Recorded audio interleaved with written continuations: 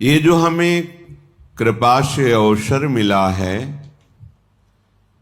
इसे सावधानी पूर्वक भगवत चिंतन करते हुए शास्त्र प्रमाणित कार्यों का ही अनुष्ठान करें तो इसी जन्म में समस्त दुख, शोक, नाना प्रकार की चिंताएं, दुर्गति, ये सब नष्ट हो जाए। हमें लगता है कि हम अच्छे आचरण करते हैं, दुख क्यों मिलता है?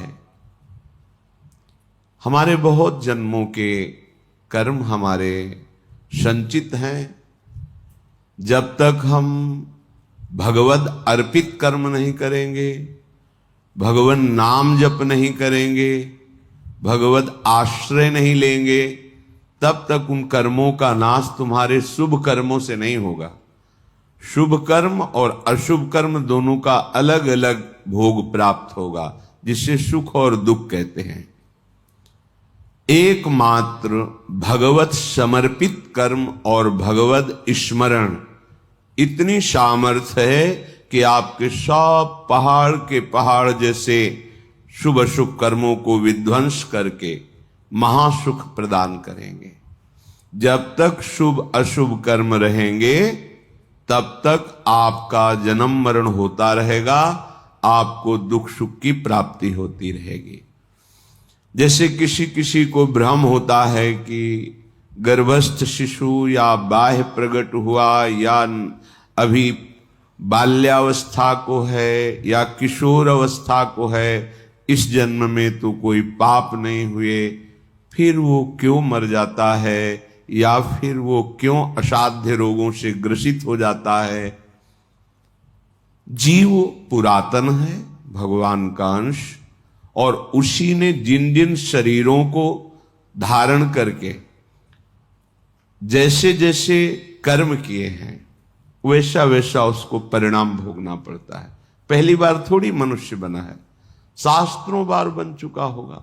जैसे प्रश्न उठता है कि 84 लाख योनियों में एक योनि है जिसमें कर्म नवीन किया जा सकता है, तो अभी तो वो मनुष्य योनि में है, पीछे क्या ऐसे कर्म किए? तो आप जानते हैं ये कितने करोड़ बार मनुष्य बन चुका है? नहीं जानते। अल्पज्ञ होने के कारण आप प्रश्न कर देते हैं कि मनुष्य योनि तो 84 लाख योनियों में एक बार ही मिलती है और अभी वो मनुष्य बना है, कोई नवीन कर्म किया नहीं, ना शुभ ना अशुभ, फिर उसे दंड क्यों मिल रहा है?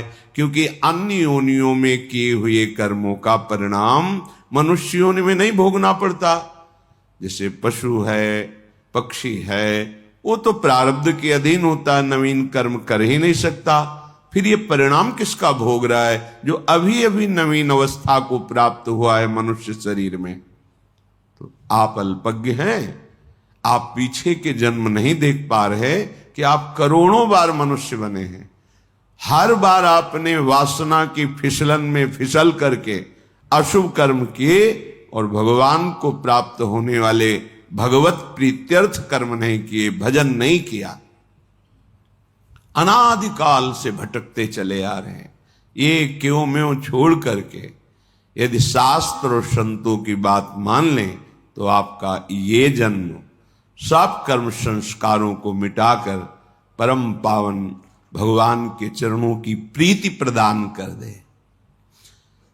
वही योग योग है, वही ज्ञान ज्ञान है, वही धर्म धर्म है, जिससे भगवान के चरणों में प्रीति हो जाए। वो कर्म धर्म योग ज्ञान किस काम का जो भगवान के नाम में प्रेम न हो, उनके रूप में प्रेम न हो, उनके श्री चरणों की भक्ति ना हो हृदय में।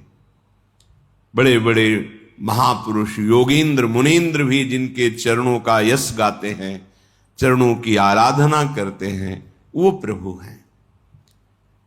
हमें तो प्रभु का धाम का आश्रय मिल गया, प्रभु की चरण रज में रहने को मिल गया। बहुत महिमा है इस धाम की। श्रीपाद कह रहे हैं, यत्रैव प्रकटम किशोर मिथुनम तद गौर नीलच्छवि श्री सस्यापि विमोहनम स्मर कला रंगैक रम्याकृति सर्वानंद कदम्ब कोपरि चमत्कारम महादुर्लभम कंचित प्रेम रसम स्रवत्तदखिलम क्षिप्त्वैह वृंदावनम। हे भाई, यत्रैव प्रकटम किशोर मिथुनम तद गौर नीलच्छवि। एक के श्रीअंग की कांति, अद्भुत गौरांग बदन स्वामिनी जो, और अद्भुत श्याम सुंदर श्री लालजू महाराज। यत्रैव प्रकटम किशोर मिथुनम, यहां प्रगट विराजमान है, प्रगट लीला कर रहे हैं। आप कहोगे हमें दिखाई नहीं देते, तो आपकी तो इतनी मलिन दृष्टि है कि आप अपने को नहीं देख पा रहे हैं। इसी घर में रहते हुए कहां आपकी दृष्टि है? आपकी तो मायामयी दृष्टि है, पार्थिव, जिसमें स्त्री पुरुष जड़ चैतन्य दोष गुण लाभ हानि सुख दुख जन्म मृत्यु, ये जो मायाकृत खेल है, यही दिखाई दे रहा है। आप अपने को भी तो नहीं देख पा रहे हैं, तो अपने अंशी प्रभु को देखने की क्षमता तुम्हारे दृष्टि में कहां है?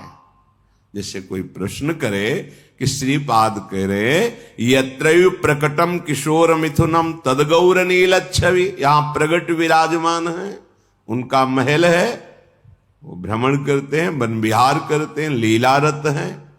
मुझे तो कहीं नहीं दिखाई दे रहा, तुम्हें तो तुम ही नहीं दिखाई दे रहे हो।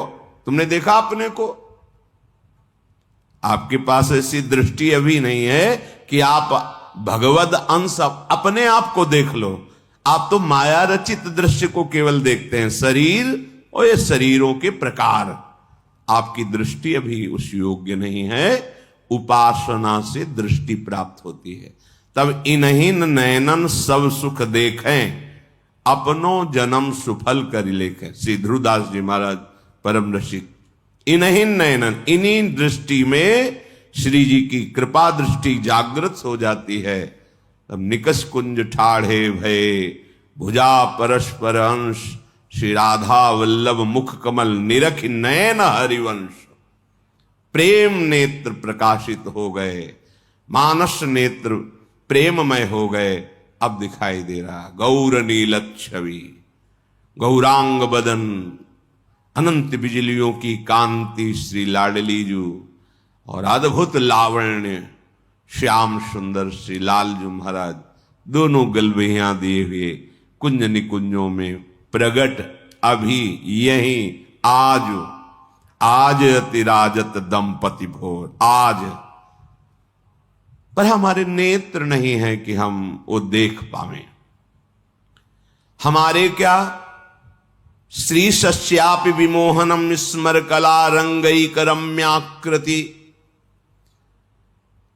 लक्ष्मी के भी वो नेत्र नहीं जिससे ये रस तभी बहुत गूढ़ एकांतिक रस है।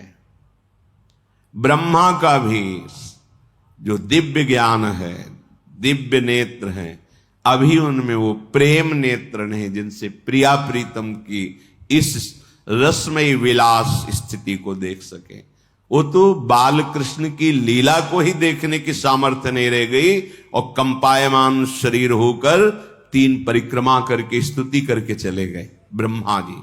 ये हमारे गौरांग बदन लाडलीजू महाराज और श्याम बदन लालजू महाराज, ये यहां विराजमान है। मान लो आप, आपको दिखाई नहीं दे रहे पर आप मानते हो ना कि आप हैं, ऐसे आप मान लो। श्रीधाम वृंदावन प्रिया प्रीतम की नित्य लीला स्थली है। यहां एक सर्वानंद कदम माने समूह होता है, सर्वानंद का समूह, अद्भुत चमत्कार महादुर्लभम। सर्वानंद कदम्ब कोपरि चमत्कारम महादुर्लभम। अपनी बुद्धि नहीं है कि इस बात को समझ सके। जहां हमारी लाडली जी और लालजू गलबैया दिए हुए विहरण कर रहे हैं, उस शोभा को देख